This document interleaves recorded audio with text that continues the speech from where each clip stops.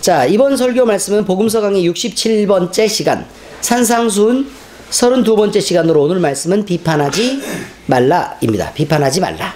함께 말씀을 나누실 때 저도 그리고 여러분들도 마음속을 잘 돌아보시고 여러분과 저에게는 과연 어떤 비판의 자들이 있는지 그리고 이것들을 어떻게 해서 내려놓을 수 있는지에 대한 것들을 오늘 심각하게 고민하는 시간이 될 수 있기를 바랍니다. 그리고 오늘 하나님의 성령이 여러분과 제 마음속에 충만하게 채워져서 하나님의 뜻을 잘 발견하는 시간이 될 수 있기를 예수 그리스도의 이름으로 축원합니다. 자, 오늘 성경 말씀의 내용은 이렇습니다. 비판을 받지 아니하려거든 비판하지 말아라 라고 얘기하죠. 그러니까 네가 비난받고 싶지 않으면 비난하지 말고, 네가 비판을 받고 싶지 않다면 비판하지 말아라. 왜냐하면 너희가 비판하는 그 비판으로 너희가 비판을 받을 것이요 너희가 헤아리는 그 헤아림으로 너희가 헤아림을 받을 것이니라. 그러면 비판도 헤아림과 비슷한 의미로 지금 쓰이고 있다는 말을 여러분들이 알 수 있겠죠. 헤아림이란 여러분들 속에 이건 몇 개가 돼야 돼 라는 개수를 딱 정해놓고 그것만큼 채워지면 넌 됐어 라고 얘기를 하고, 그것보다 부족하면 넌 기준에 못 미쳐 라고 얘기하는 것을 말하고 있습니다. 비판 역시 마찬가지입니다. 우리가 어떤 기준들을 분명하게 정해놓고 그 기준에, 내가 생각하고 있는 기준에 이건 당연히 이래야 되지 않아? 라는 기준을 만들어 놓고 그걸 통과하면 이건 상식적인 사람, 또는 그걸 통과하지 못하면 어떻게 이럴 수가 있지? 이런 생각도 못해? 라고 말할 수 있다 그 말이에요. 그러니까 그런 것으로 오히려, 그런데 그렇게 비판을 한다는 것은 내 마음속에 그런 자를 갖고 있고 또 그런 자를 늘 눈 속에다가 이렇게 보이지 않는 눈 속에다가 이렇게 달고 있는 거죠. 그래가지고 늘 이렇게 사람들을 딱 보면 이게 재개되어 있는 거예요. 늘 이렇게. 아시겠죠? 네, 그렇게 재개되는데 그런 부분들, 특히 나와 먼 사람들은 그냥 관계가 없다고 하지만 나와 매우 가까운 사람들을 지나치게 재고 또 내 맘에 들지 않으면 나와 매우 가까운 사람들은 너무 모질게끔 대하는 그런 것들이 있다. 이런 게 문제라 그런 말입니다. 자, 그런데 이 사람들을 향해서 예수님이 뭐라고 얘기하고 있냐면, 어찌하여 형제의 눈 속에 있는 티는 보고 네 눈 속에 있는 들보는 깨닫지 못하느냐 라고 말하고 있습니다. 형제의 눈 속에 있는 티라는 말은 허물을 말하는 것입니다. 형제의 허물은 보는데 어떻게 해서 너의 눈 속에 있는 들보를 깨닫지 못하는가 라는 말이죠. 자, 여러분, 들보가 뭔지는 아십니까? 들보? 들보의 뜻은요, 그냥 두시고 그냥 설교에 집중하세요. 예배에 집중하세요. 네. 자, 보세요. 들보는 집 지을 때요, 우리가 그 상냥한다는 얘기 들어보셨어요? 집이 이렇게 있으면, 집이 이렇게 지어지면 가로로 두꺼운 기둥을 걸고, 그죠? 세로로 길게 아주 두꺼운 기둥을 거는데 그런 것들을 들보라고 얘기를 하는 거예요. 그런 것들을 들보라고 얘기하죠. 만약에 들보가 없으면 지붕을 얹을 수 있을까요? 아니죠. 그럼 벽은 견고하게 유지될 수 있을까요? 없죠. 그러니까 들보가 있다는 말은, 들보가 가장 중요한 것은 뭐 때문에 그러는 거냐면 집의 형태를 유지하기 위해서 필요한 거다 그런 말이죠. 자, 그런데 왜 예수님은 우리에게 들보가 있다고 얘기할까? 그런 말이죠. 우리에게 들보가 있다고 얘기할까? 왜 형제의 눈 속에는 티가 있다고 얘기할까? 보세요. 단지 내가 형제를 보는 것은 그 사람이 어떤 기준을 갖고 있고 어떤 사고를 갖고 있고 하는 것에 대한 관심은 없고, 단지 그 사람의 행동에서 흠이 있는지 없는지를 판단하는 것입니다. 그러니까 형제에게 있는 티를 얘기하는 거겠죠. 그죠? 그런데 내 들보라는 건 뭐냐면, 그럼 들보는 분명히 우리가 집을 지었다는 얘기일 거고, 그렇죠? 그 집 속에 누가 주인이 되어 살고 있다. 내가 주인이 되어서 살고 있는 집이 있다라고 얘기하는 거예요. 내가 주인이 돼서 살고 있는 집이 있다. 의미를 아시겠어요?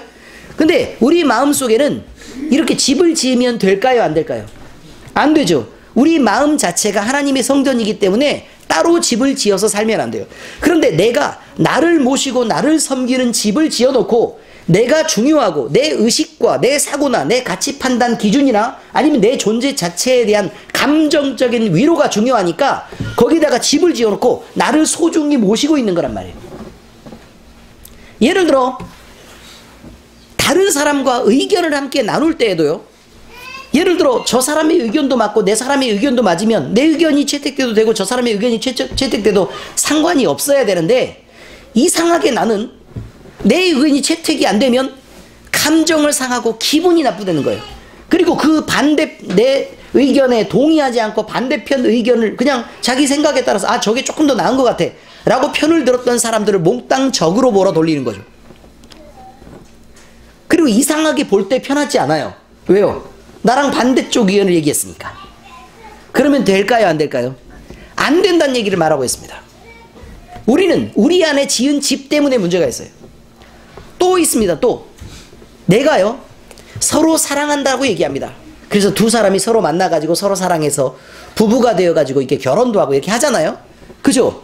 그 다음에 내가 내 자식을 보면서 나는 너를 너무너무 사랑해 라고 얘기하는데, 그런데 과연 그 사랑이 정상적인 사랑인가 라는 것이죠.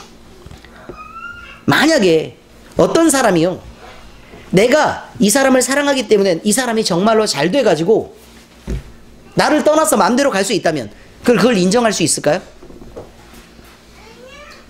예를 들어 친구의 관계에서 그렇단 말이죠. 부부는 좀 특별한 관계니까 다른 거고, 어떤 친구가 내가 엄청 잘 도와줬는데 엄청 훌륭하게 잘 돼서 갔어요. 그럼 내가 행복해야 되잖아요. 그렇죠? 근데 많은 사람들이 얘기하는 걸 보면, 아주 유명해지는 사람을 보면 나 쟤 알아. 제가 어렸을 때 참 꼬질꼬질하고 진짜 별로였는데 내가 열심히 도와가지고 내가 저만큼 키워놨어. 사실 저렇게 되는 건 다 사실 나 때문에 저런 거지 사실 쟤 엄청 구질구질했다 이렇게 얘기하는 사람이 엄청 많아요. 그런 것이란 말이죠. 그러니까 남이 잘 되게 하기 위해서 내가 도와도 결국 그것이 저 사람이 잘 되는 것을 내가 꿈꿔서 그런 거라기보다는 저걸 통해서 내가 인정을 받고 싶은데 나는 그냥 놔지는 거예요. 그리고 저 사람만 그냥 그저 잘 된 거죠. 그럼 내가 하려고 하는 목적은 잘 됐는데, 그죠? 결국 내가 얻어지는 게 없으면 그것으로부터 내가 불만을 갖게 되는 일이 마음껏 생겨난다. 그런 말을 말하고 있는 거예요. 이런 것이 과연 옳을까? 사랑의 방식도 마찬가지입니다. 예를 들어 자녀를 사랑하고 키워요. 근데 아이가 행복하고 잘 되면 되는 거잖아요.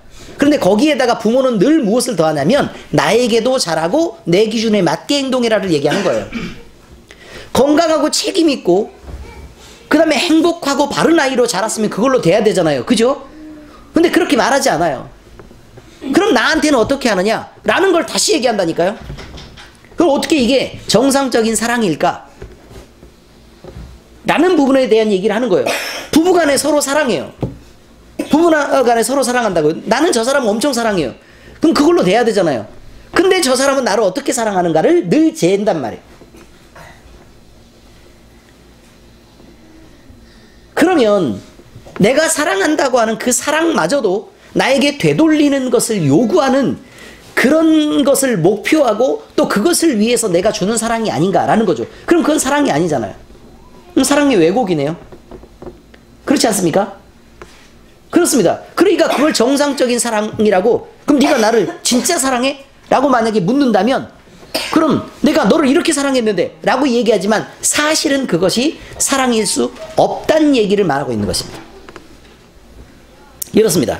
그러니 우리 속에 나만 거하는 내 안에 집을 지어놓고 그리고 내가 목적하고 내가 존중을 받고 내가 섬김을 받으려고 하면 그것이 하나님이든 하나님의 말씀을 왜곡시켜서 듣든, 다시 말해서 그것이 하나님의 말씀을 든 사탄의 속삭임이든 간에 고려하지 않고 그것이 나만 높아질 수 있다면 얼마든지 마음대로 사용해도 좋다고 보는 것, 이것이 들보란 말입니다.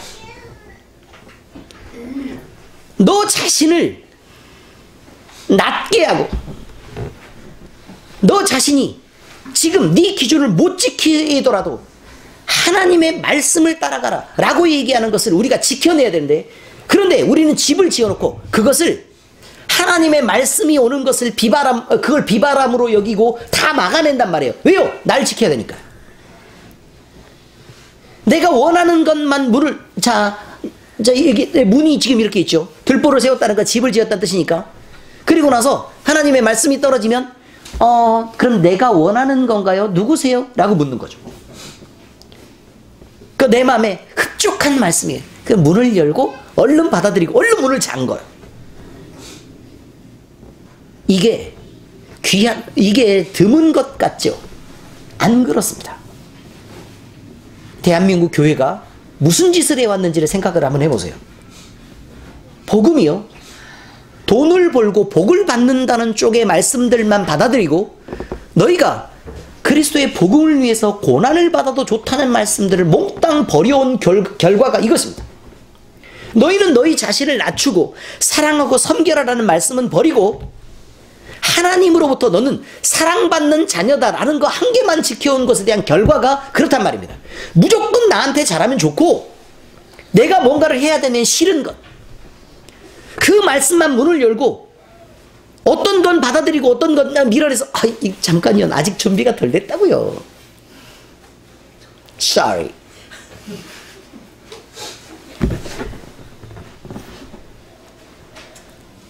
심각한 문제입니다, 여러분. 그리고 말하죠. 보라, 내 눈 속에는 들보가 있는데 어찌하여 형제에게 말하기를 나로 내 눈 속에 있는 티를 빼게 하라 하겠느냐. 그러니까 자기는 이렇게 집을 지어놓고 살고 있으면서 조금 잘못 있는 걸 갖다가 아유 그렇게 하는 거 아니요, 예수 믿고 좀 그렇게 사냐. 잘 들어봐. 내가 얘기해 줄 테니까 행동을 이렇게 고치란 말이야. 아유, 김 집사는 뭘 해도 그렇게 안심이 안 되더라. 이렇게 한단 말입니다. 외식하는 자여, 먼저 내 눈에서 들보를 빼어라. 그 후에야 밝히 보고 형제의 눈 속에서 티를 빼리라. 집을 지으면 하나님의 빛을 가리는 것입니다. 내 마음속에 다시 집을 지어놓고, 그리고 그 집에는요 하나님이 들어가서 사실 수 없는 거 아시잖아요. 하나님이 그렇게 가둬질 수 있는 분이 아니죠. 그렇지만 누구는 들어갈 수 있죠? 귀신은 들어가서 살 수 있어요. 사탄은 들어가서 살 수 있단 말입니다. 그러니까 그놈을 모셔서라도 내가 내 주장을 관철시키고 내가 중요한 사람이 되고 싶은 거죠. 그게 하와 아닙니까? 사실 이 말씀은 이렇습니다. 다른 일을 판단하려거든 너 자신을 먼저 살펴야 된다라는 말입니다. 이 말씀에 우리의 상태가 그냥 일반적으로 우리가 살아가는 상태만 얘기하지 않고 영적인 중요한 원리들이 들어있기 때문에, 그래서 이런 것들은 좀 자세히 볼 필요가 있단 말입니다. 먼저 겉으로 나타난 말씀을 보면 비판을 받지 아니하려거든 비판하지 말아야 된다. 너희가 비판하는 그 비판으로 너희가 비판을 받을 것이요 너희가 헤아리는 그 헤아림으로 너희가 헤아림을 받을 것이니라 라는 말씀은, 우리가 헤아리고 비판하는 그 기준은 너 자신을 만족시킬 수 있느냐 이것이죠. 우리가 헤아리고 비판한다고 우리가 그 헤아림과 비판의 기준을 우리 자신이 만족할 수 있을까? 예를 들까요? 너는 너무 늦게 좀 자지 마라. 건강을 해치면서까지 그렇게 맨날 이렇게 전화기 쳐다보면서 그렇게 하면 무슨 깊은 잠을 자겠냐? 라고 하는 내가 텔레비전을 보면서 더 오랫동안 밤을 지새우는 경우는 흔하단 말입니다. 말은 그렇게 하는데 내가 지킬 수 있냐는 겁니다. 뚱뚱한 사람들을 보고 아유 음식을 가려 먹어야지 그러니까 몸이 상하잖아 라고 얘기하는 나는 음식을 잘 가려 먹고 있습니까? 고개를 끄덕이시네요. 부부싸움하는 친구가 와가지고 아이고 그렇게 와가지고 뭐라고 그러면 그럼 네가 먼저 양보를 해야지 그렇게 가지고 되겠냐? 그 사람도 감정이 있을 텐데 네가 먼저 좀 양보하지 그래. 알아 먼저 양보하기 쉽지 않다는 거. 그러나 네가 먼저 양보하면 그래도 싸움은 안 나잖아 라고 얘기하는 당신은 먼저 양보를 잘 하고 계십니까? 아이에게 지나치게 윽박지르지 좀 말란 말이야. 그럼 얘가 감정적으로 서로 부딪히면 애가 잘못되고 엇나가잖아 라고 하는 여러분은 정말 아이에게 윽박지르지 않으십니까? 하나님의 말씀과 교훈으로 아이를 가르쳐야 바르게 되지, 걔 원하는 대로 다 그대로 내비두면 그냥 얘 잘못되는 건 순식간이다 라고 말하는 여러분은 하나님의 말씀과 교훈으로 자녀를 잘 양육하고 계십니까? 그리고 지금 제가 말씀했던 앞에 말과 뒤에 말, 아이를 그냥 두면서도 하나님의 말씀과 교훈으로 양육하는 것의 뜻은 무엇인 줄은 알고는 계십니까?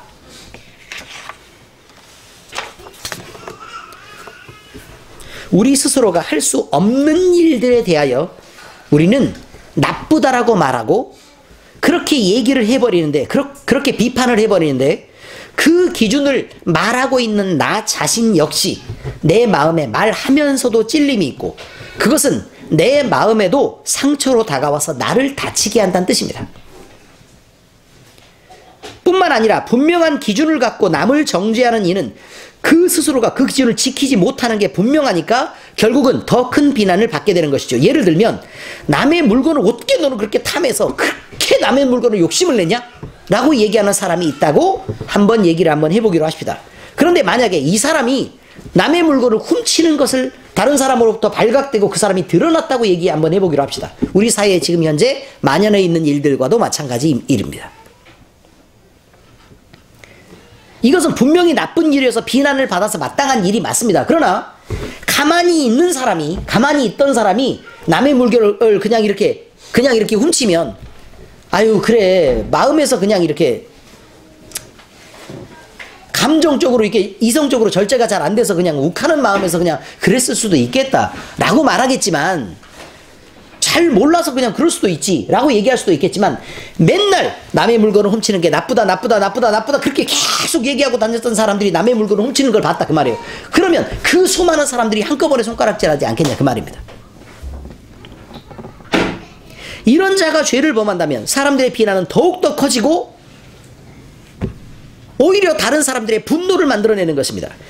이처럼 자기 자신이 가진 기준으로 남을 판단하잖아요. 그러면 판단하는 그 판단으로 남들이 나를 판단하는데 그것이 더 큰 정죄로 다가오게 된다, 그런 말입니다. 남에게 있어서나 남들이 볼 때도 더욱더 큰 잘못처럼 드러난다는 사실을 여러분들이 잊으시면 안 됩니다.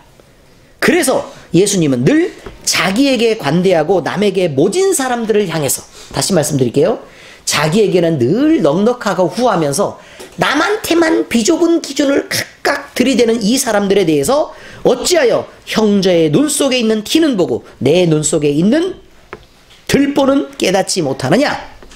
라고 꾸짖고 계신 것입니다. 이 정도 말씀만으로도 이 말씀은 사람들을 향한 훌륭한 격언이 된다는 것도 알 수 있을 것입니다. 많은 사람들의 삶이 지침이 될 만하죠. 그런데 이 충분한 가치를 지닌 말씀은 겉으로 이렇게만 말하고 있는 게 아니라 더 깊은 영적인 의미까지 포함이 되어 있으니까 여러분, 이 비밀에 대해서 우리가 함께 나눠보는 게 필요하게 할 것으로 생각합니다. 다시 생각하겠습니다. 말씀 전부를 해석하기에 앞서서 우리는 몇 가지 단어에 담긴 의미를 먼저 생각하겠습니다. 먼저 판단이란 말이 등장합니다. 뭐라고요? 판단. 이는 정확한 기준을 두고 그 내용을 보며 옳은지 그른지를 재는 것을 말합니다. 성경에 이런 의미를 가진 훨씬 적극적인 단어로는 정죄라는 말을 사용합니다. 그러니까 다시 말하면요, 판단이란 말은 그냥 기준을 놓고 그냥 재보는 것이라는 것까지만 얘기를 하는데, 그런데 오늘 본문의 내용을 보니까 그냥 단지 판단만 하는 게 아니라 어디까지 하는 것을 말하고 있다고요? 정죄하는 것까지를 말하고 있다, 그런 말이죠. 이건 옳다 그르다를 얘기하는 걸 말하고 있습니다. 지금 성경에 사용되는 판단이라는 단어는 오히려 정죄라는 말에 더 가까운 의미로 사용되고 있다는 뜻입니다.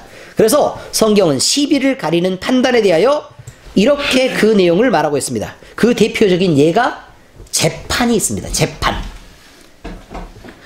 모세가 받은 율법은 사람들 사이에 시비가 생기면 선과 악을 가려야 한다. 그리고 의인과 악인을 가리고 의인은 의롭다라고 얘기하고 악인은 악하다라고 정죄해야 한다라고 율법이 얘기하고 있습니다. 신명기 25장 1절에 보니까 사람들 사이에 시비가 생겨 재판을 청하면 재판장은 그들을 재판하여 의인은 의롭다고 악인은 정죄할 것이며 라고 나와 있습니다. 이제 대충 아시겠죠? 이 말에 따르자면 판단한다는 말은 크고 적극적인 의미로 재판에서 시비를 가리는 것을 의미한다는 것을 알 수 있습니다. 그런데도 이런 시비를 가리는 일은 사람과 사람 사이에 늘 있는 일인데, 이게 사람 사이에만 있는 것이 아니라, 사람 사이에만 있는 게 아니라 나 한 사람 안에서도 내가 내 기준을 갖고 내가 옳았느냐 그러느냐를 끝없이 얘기하고, 그렇죠? 그리고 사람과 사람 사이의 일뿐만 아니라 그 관계를 판단하기도 하고, 나와 상관없는 많은 사람들에게 그 자를 들이대면서 판단하는 일이 생기고 있다라는 것이 현실이라 그 말입니다. 과연 이것이 옳은 일인가? 모세의 율법에 따라서 우리가 하는 것이 옳은 일인가?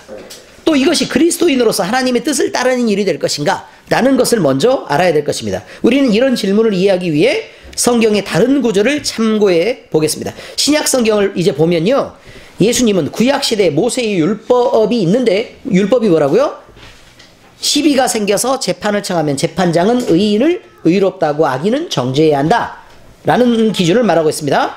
자, 그런데 모세의 율법과 마치 반대되는 듯한 말씀을 예수님이 하십니다. 그리고 이해와 용서를 나누는 사랑을 강조하고 계시죠. 그러면 예수님은 율법을 부인하고 계시는가?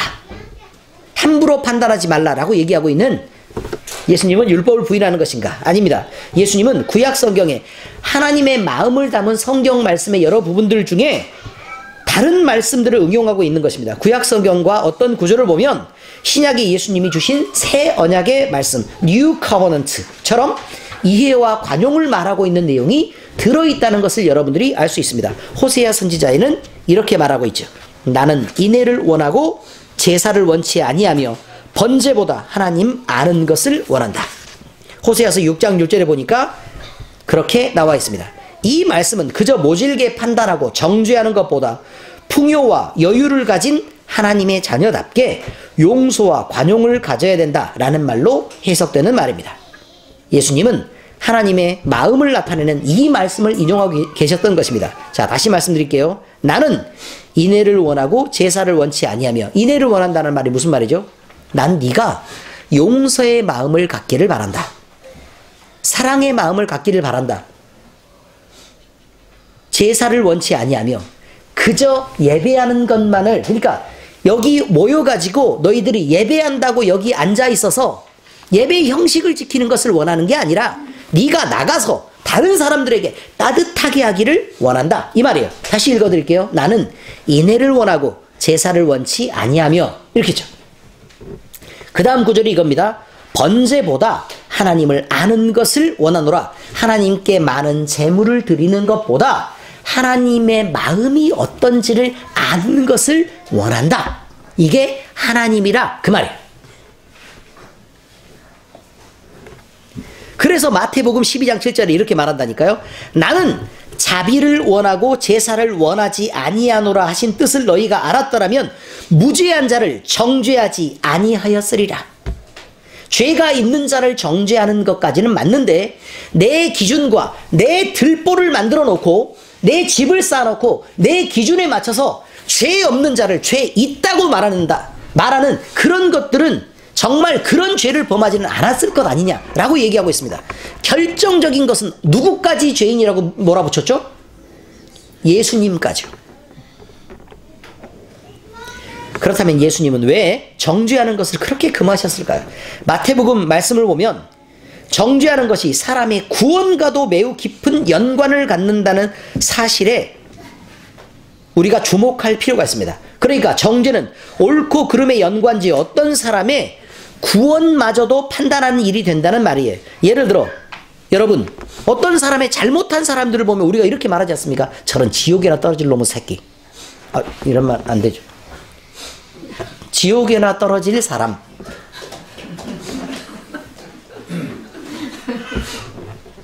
이렇게 얘기하고 착한 일을 하면 아유, 복 받으실 거예요. 천당 가실 거예요.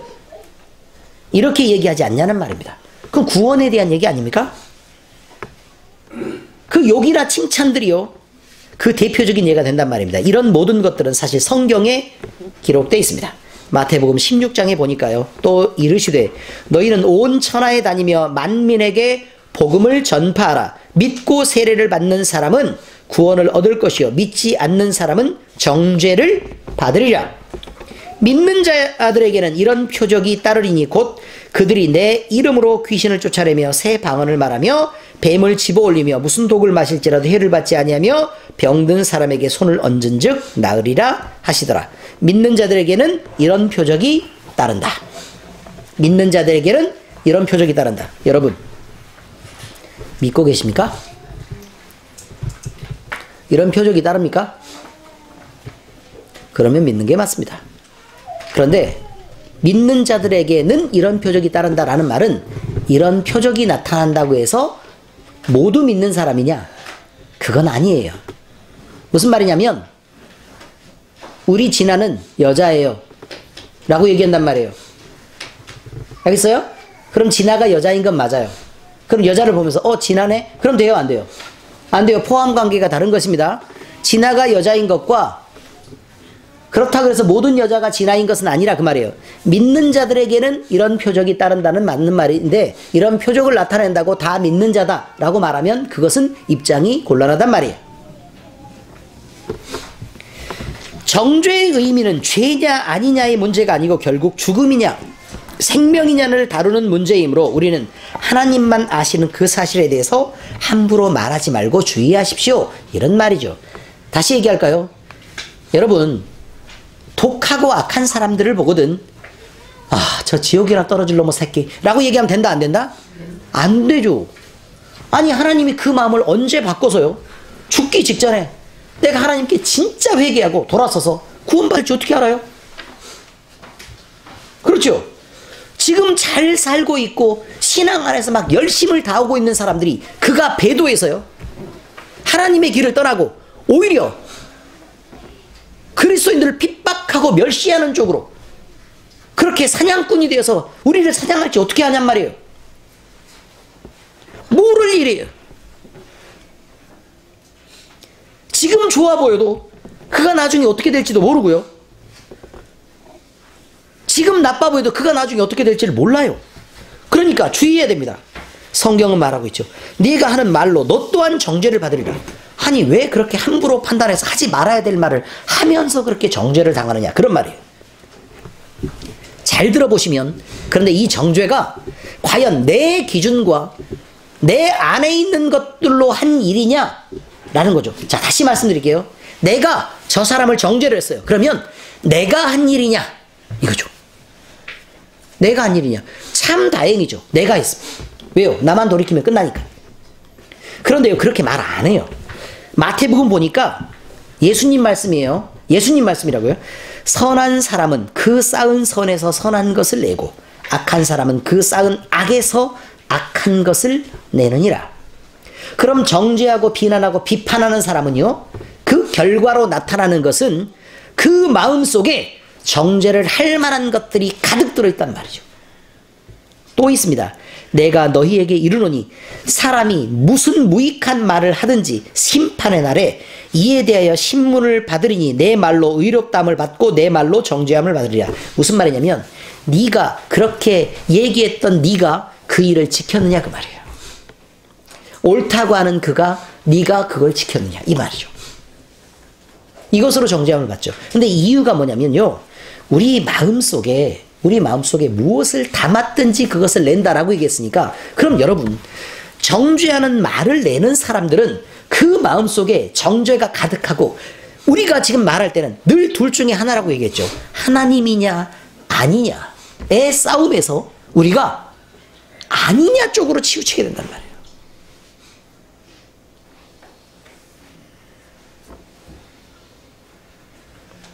그래서 이 말은 쉽게 들을 말이 아닙니다. 이것은 그저 말로 나타나지만 우리 안에 무엇이 있는지를 보여주는 것입니다. 우리 안에 무엇이 담겨 있는지를 보여주는 것이라 그 말이죠. 말씀에 따르면 선한 자는 그 마음에 있는 선한 것이 드러나는 것이고 악한 자는 그 마음에 악하게 있는 것이 드러나는 것이다 라고 얘기했으니까 다시 말해서 정죄하는 자는 그의 마음을 이끌어 정죄하도록 하는 영적 영향을 받고 있다는 말이 된다 그 말이죠. 그러므로 우리의 마음을 지켜 악한 영이 우리를 자기 마음대로 끌고 다니지 못하도록 경계해야 된다. 이 말을 그렇게 얘기하고 있는 거예요. 우리가 정죄하는 행동을 할 때, 그런 말을 할 때는 사탄이 우리 마음속을 쥐고 흔들고 있다는 사실을 알아야 된단 말입니다. 그런데 우리가 내가 높아지고 싶어서 내 안에 집을 지어놓고 내가 존귀하게 되고 싶어서 귀신이 그 얘기를 하고 있는데 그 편을 들고 있다는 뜻이야. 내가 귀신의 편을 들었다 그 말이에요. 누가복음에서는 우리에게 구체적으로 정죄하지 말 뿐만 아니라 더 적극적으로 사랑을 실천하라고 얘기하고 있습니다. 비판하지 말라. 그리하면 너희가 비판을 받지 않을 것이요. 정죄하지 말라. 그리하면 너희가 정죄를 받지 않을 것이요. 로 끝나지 않고 누가복음에서는 예수님이 더 얘기했죠. 용서하라. 그리하면 너희가 용서를 받을 것이요. 용서하라 라고 얘기하잖아요. 용서하라. 이 사랑은 우리의 사랑에 우선하고 더 가치 있는 하나님의 사랑을 담는 것으로부터 시작돼야 됩니다. 용서하는 사랑 말이죠. 내 스스로 하지 말고 내 안에 하나님을 담고 그 하나님이 드러나게 해서 하는 용서여야 한다. 그런 말입니다. 요한복음 3장 16절에 이렇습니다. 하나님이 세상을 이처럼 사랑하사 독생자를 주셨으니 이는 그를 믿는 자마다 멸망하지 않고 영생을 얻게 하려 하심이라. 하나님이 그 아들을 세상에 보내신 것은 세상을 심판하려 하심이 아니요 그로 말미암아 세상이 구원을 받게 하려 하심이라. 그를 믿는 자는 심판을 받지 아니하는 것이요 믿지 아니하는 자는 하나님의 독생자의 이름을 믿지 아니함으로 벌써 심판을 받은 것이니라. 그 정죄는 이것이니. 보세요. 정죄가 여기서 나오잖아요. 곧 빛이 세상에 왔으되 사람들이 자기 행위가 악함으로 빛보다 어두움을 더 사랑한 것이니라. 그럼 우리는 빛의 편을 들고 있느냐 어두움의 편을 들고 있느냐에서 사람들이 어두움을 더 사랑한 것이다. 악을 행하는 자마다 빛을 미워하여 빛으로 오지 아니하나니 오히려 자기의 집을 지어놓고 들보를 더 강하게 세워서 결국 그 집이 무너지지 않게 하고 빛이 들어오는 것을 차단한단 말입니다.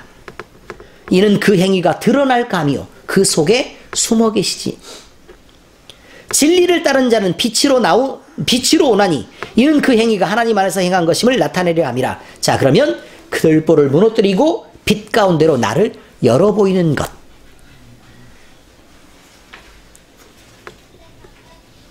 이게 중요하죠. 그러므로 우리는 우리 자신의 죄에 근거한 기준과 죄에 근거한 판단과 죄에 근거한 정죄를 멈추고 예수님 안에 있는 용서와 관용으로 사망을 넘어선 생명이 우리와 우리를 감싸고 있는 주변에 넘치도록 해야 될 것입니다. 성경은 말하고 있습니다. 그러므로 남을 판단하는 사람아 누구를 막론하고 내가 핑계하지 못할 것은 남을 판단하는 것으로 내가 정죄함이니 내가 너를 정죄함이니 판단하는 내가 이 같은 일을 행함이니라. 이런 일을 행하는 자에게는 하나님의 심판이 진리대로 되는 줄 우리가 아노라.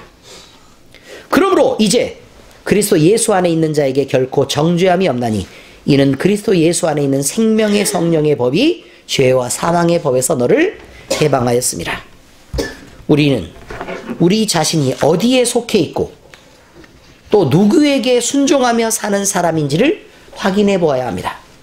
다른 사람을 쉽게 정죄하는 우리는 과연 누구의 지시를 따라 그렇게 행동하고 있느냐는 것입니다. 만약 성경에 비춰보고 자신이 생각할 때 한 점 부끄러움이나 마음의 가책 없이 하나님의 뜻이 분명하다면 여러분은 정죄하는 일을 계속하셔도 괜찮습니다.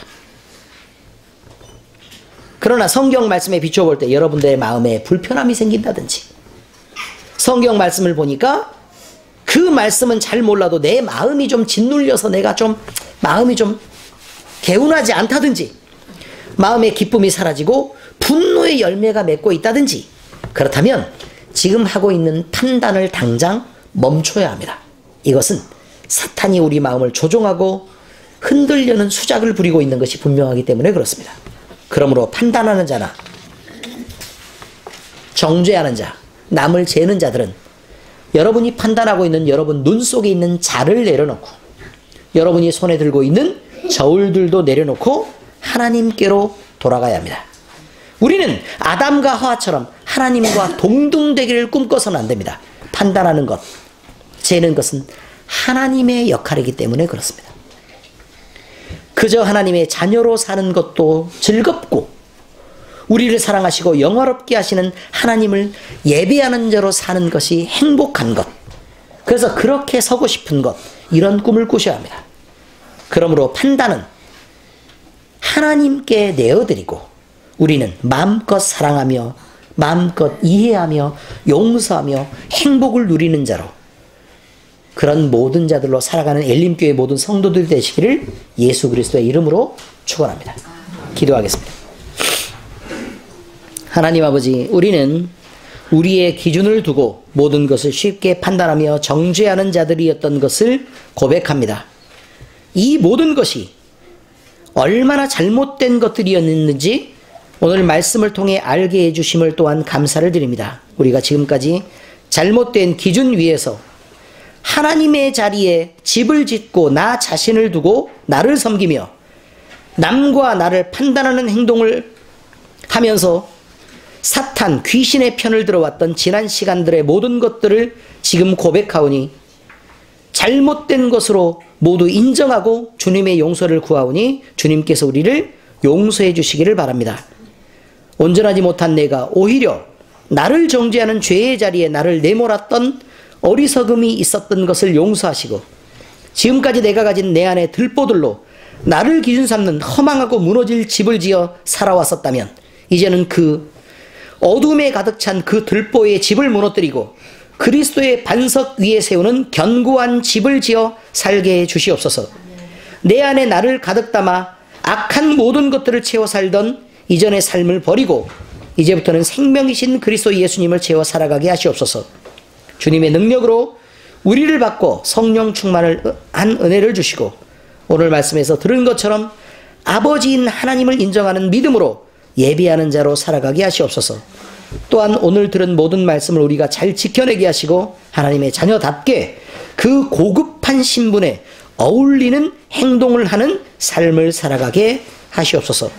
우리를 끝없이 사랑하시고 용서와 구원을 주신 우리 주님 예수 그리스도로 이름으로 기도드립니다. 아멘.